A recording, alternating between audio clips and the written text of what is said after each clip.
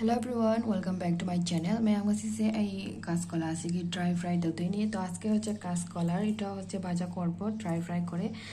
तो जल टल किछु देबो ना तो आपनारा देखते थाको भिडियोटा लास्ट पर्यन्त तो होचे कासकला से ngौबा सेमबा हौरगे अदुगा ngौथरागे मथंग मथंग तौना रेसिपी अमु उचरागे मैम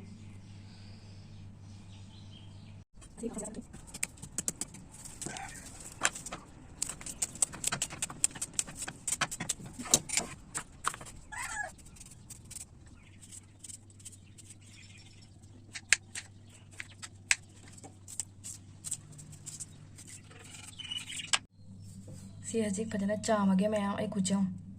खुफाजों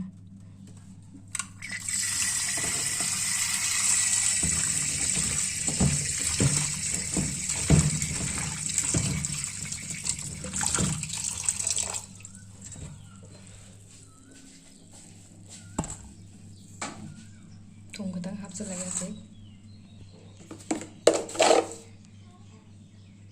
थुम खरा हापगे अदो तिंगचल ngak थमगे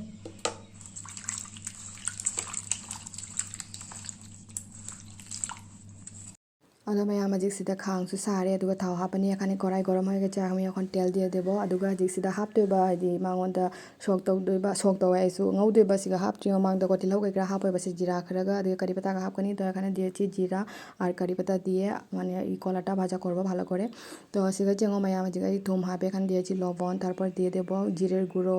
हल्दी गुरो हदी जीरा पाउडर अदुगी जेंगा सुबा खरा हापनीबको अतई कैक्रा हापरोय अदुगा मोरोक तो अइना वीडियो की मोरोक खरा हापनी अदो सोइदना वीडियो का फौदरे दुनी मयाम अदुगा सिदा हजिक अइना फजना ngौदना खोदना कना तौरनीबको हाइदि असिसे अइ अहान ngौजबनी अइ कसु हाइदि अहान हाइदि थोंगा बुद्धि चाजरे अदुगा सुमाइना ngौरगा खोलगा कैम चाद्रिबको अदु जामसु हाउरमे मयाम जामनसु हाइदि मतम जामना चंगदबिदको जामनसु जांगना लोयखरे तो अनेकटा टेस्ट हयेছে बंधुरा आपनारा निश्चय करे ट्राई करबे तो आज के प्रथमबार এটা মানে ফ্রাই করে খাওয়া হচ্ছে এমনি তো রান্ধিয়ে খাই কিন্তু এরকম